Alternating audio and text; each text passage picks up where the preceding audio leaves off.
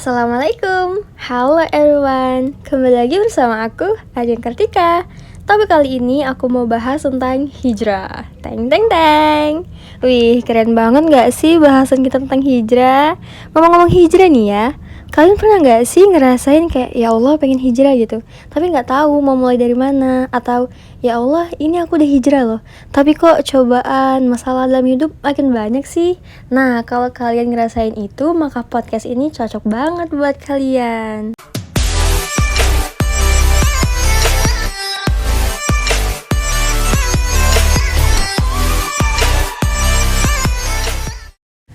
Oke, pertama kita bahas sedikit tentang pengertian hijrah nih ya. Hijrah dalam konteks sejarah adalah kegiatan perpindahan yang dilakukan oleh Nabi Muhammad SAW bersama sahabat beliau dari Mekah ke Madinah dengan tujuan mempertahankan dan menegakkan risalah Allah berupa akidah dan syariat Islam.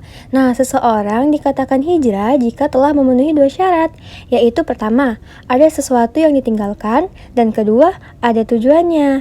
Jadi hijrah ini adalah berpindah gitu ya, dari keadaan yang semula buruk menjadi keadaan yang baik, dari kondisi yang sudah baik menjadi kondisi yang lebih baik lagi. Artinya proses terus menerus untuk memperbaiki diri, memperbaiki cara berpikir, memperbaiki cara bersikap dan berucap. Nah, sekarang lanjut nih kita bahas tentang gimana sih cara hijrah. Udah niat banget nih mau hijrah, cuman ya nggak tahu mau mulai dari mana gitu. Caranya itu ya sangat easy guys. Seperti kata Ustadz Khalid Basalamah, kita belajar dari basicnya aja dulu. Kita lihat nih rukun Islam. Yang 5 itu loh, syahadat, sholat, puasa, zakat, dan haji. Nah, kita jalankan dulu yang wajibnya nih. Jaga sholat 5 waktu. Pas azan langsung sholat. Allah udah manggil nih, hayya ala sholat, ayo kerjakan sholat. Hayya ala falah, ayo menuju kemenangan. Udah nih, tinggalin tuh aktivitas yang sedang dikerjakan. Gak lama kok, cuma 5-10 menit aja. Abis itu langsung lanjutin aktivitas yang kita kerjakan tadi. Nah, lalu puasa Ramadan. Itu setahun sekali loh. Dari 12 bulan, cuma 1 bulan aja. 11 bulannya, kalau kita analogikan tubuh kita robot nih, udah rusak nih tubuh kita. Dipakai buat minum panas, minum dingin, makan pedas, dan lain-lain. Kan kalau rusak, salah. Kan kalau robot rusak ya kan? Ya nggak sih? Yalah. Dia aja butuh servis gitu loh. Baiknya Allah tuh ini. Nah, anggap aja Ramadan itu servisnya. Makanya nih, kalau orang puasa terus berbuka dengan makanan sedikit aja tuh udah kenyang. Apalagi nih pas lebaran gitu kan, kita makan ketupat dikit aja tuh udah berasa kenyang banget gak sih? Ya karena udah diservis gitu. Ibarat robot atau mesin mobil nih, ya udah digas dikit aja tuh udah bisa langsung ngeng gitu. Diinjak dikit aja gasnya udah bisa langsung kencang. Begitu juga dengan zakat, setahun sekali loh, cuma 2,5% dari total harta yang kita punya. Itu pun untuk mensucikan harta itu sendiri. Haji juga, cuma sekali seumur hidup dan bagi yang mampu aja. Udah gitu aja, sesimpel itu loh wajibnya. Nah, di mana kelima hal itu tadi kita iringi dengan rukun iman.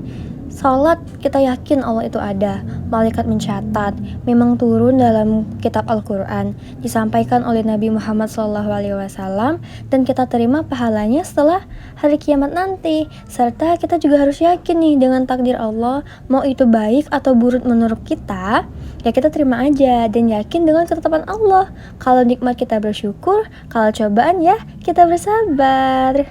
Nah, itu kan wajibnya ya. Kalau wajibnya udah selesai, bisa kita tambah nih dengan amal sunnah yang bisa memperkuat iman kita. Yang simpel-simpel aja, misalnya nih, sholat 2 rakaat sebelum subuh. Lebih baik daripada dunia dan seisinya loh. Ini hadis riwayat Muslim. Habis itu sholat duha, gak apa-apa tuh 2 rakaat aja dulu. Kalau udah terbiasa, tambah lagi jadi 4 rakaat, 6 rakaat, dan seterusnya. Tahajud pun juga gitu. Kalau belum bisa setiap hari, gak apa-apa nih, kita kayak buat aturan aja gitu. Yang penting dalam 1 minggu tuh kita ada tahajudnya. Tapi gak bisa, aku tuh susah banget loh kalau misalnya harus bangun malam. Alarm coy, alarm guys. Kita bisa gunain teknologi sekarang, kita bisa pakai alarm. Tapi nih ya, berdasarkan pengalaman aku, kalau misalnya aku tuh emang udah niat gitu mau sholat tahajud, kayak sebelum tidur udah kayak ngomong sendiri tuh, ya Allah pengen sholat tahajud malam ini, dan gak tahu kenapa sekitaran jam 2:30 gitu kebangun sendiri gitu loh. Ini nggak tahu ya sugesti atau memang Allah yang bangunin, tapi aku anggapnya Allah aja deh yang bangunin biar so sweet gitu kan. Jadi ya niat ya guys ya. Lanjut, abis sholat sunnah kita juga bisa puasa sunnah nih. Ada banyak banget puasa sunnah. Ada puasa Senin Kamis, Yaumul Bid, Muharram. Terus ada puasa Syawal nih abis kita lebaran. Habis itu udah sholat sunnah, puasa sunnah. Lanjut lagi nih dengan amalan sunnah. Apa tuh? Ya misalnya ganti ucapan-ucapan yang kurang baik menjadi lebih baik gitu. Itu disunahkan loh berucap dengan perkataan yang baik. Misalnya kayak apa? Kayak gini. Kayak anjay gitu kan, kalau kita ngelihat sesuatu atau apa gitu sering banget ngucapin kata anjay. Nah, kita ganti nih ucapan-ucapan yang semacam itu dengan ucapan yang baik. Misalnya kayak kaget gitu kan, kita ganti astagfirullahalazim. Atau kalau kita kagum nih sama sesuatu, kita bilangnya masya Allah. Emang sih kayak rada-rada gimana gitu kan pas awal-awal, tapi kalau udah terbiasa ya enak-enak aja. Lanjut lagi nih, misalnya kita lagi gabut gitu kan, yang mending zikir gitu atau selawat. Paling gampang deh istighfar.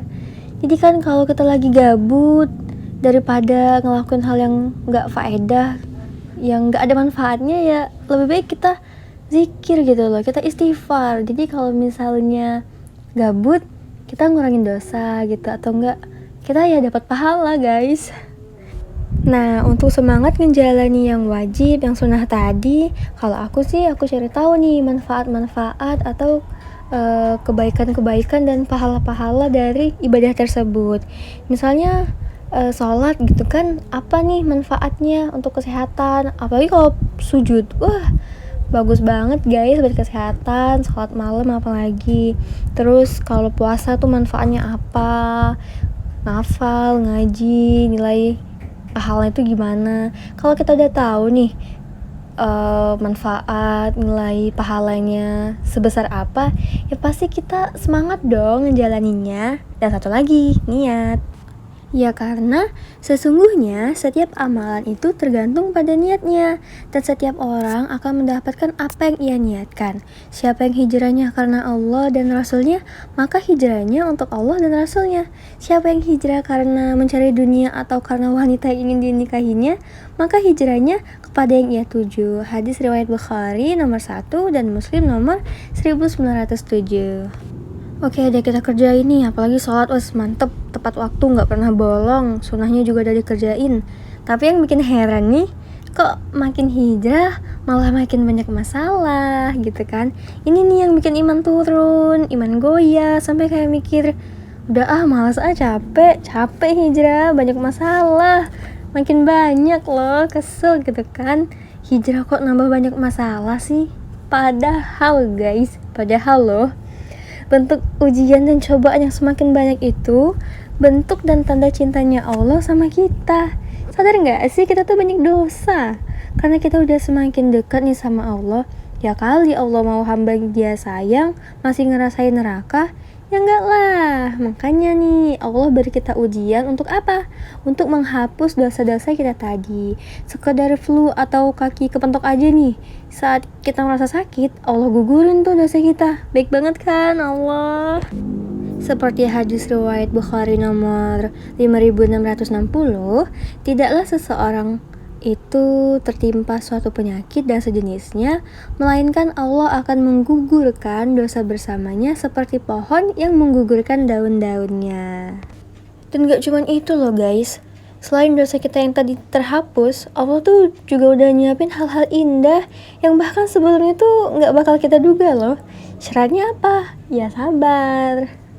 Ingat aja, Allah tuh udah berfirman dalam Al-Quran surah Al-Insyirah ayat 5-6, yang artinya itu, karena sesungguhnya sesudah kesulitan itu ada kemudahan.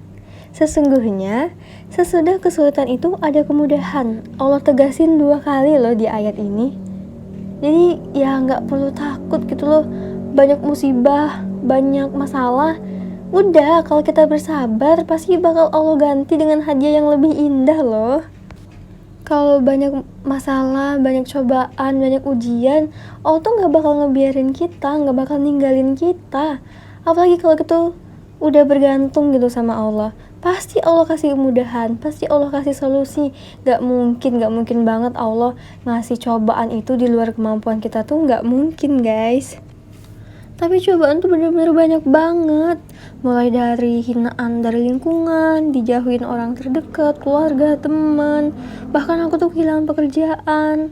Ingat guys, apa kata Allah dalam surat Al-Baqarah ayat 286? Allah tidak membebani seseorang melainkan sesuai dengan kesanggupannya. Jadi ya, kalau kita nganggap ujian tuh berat, ya berarti keren dong. Allah udah yakin tuh kita bisa menghadapi cobaannya.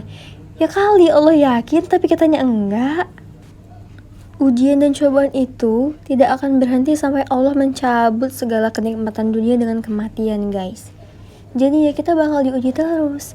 Nah makanya sabar dan istiqomah itu harus mengiringi kita saat memutuskan untuk berhijrah. Lalu kita ikhlas untuk berubah menjadi insan yang mulia di hadapan Allah Subhanahu wa taala. Ingat aja nih, Allah udah berfirman pada surah At-Taubah ayat 20 yang artinya orang-orang yang beriman dan berhijrah serta berjihad di jalan Allah dengan harta benda dan diri mereka adalah lebih tinggi derajatnya di sisi Allah, dan itulah orang-orang yang mendapatkan kemenangan. Oke? Nah, sampai sini dulu podcast kita hari ini. Semoga bermanfaat. Wassalamualaikum warahmatullahi wabarakatuh.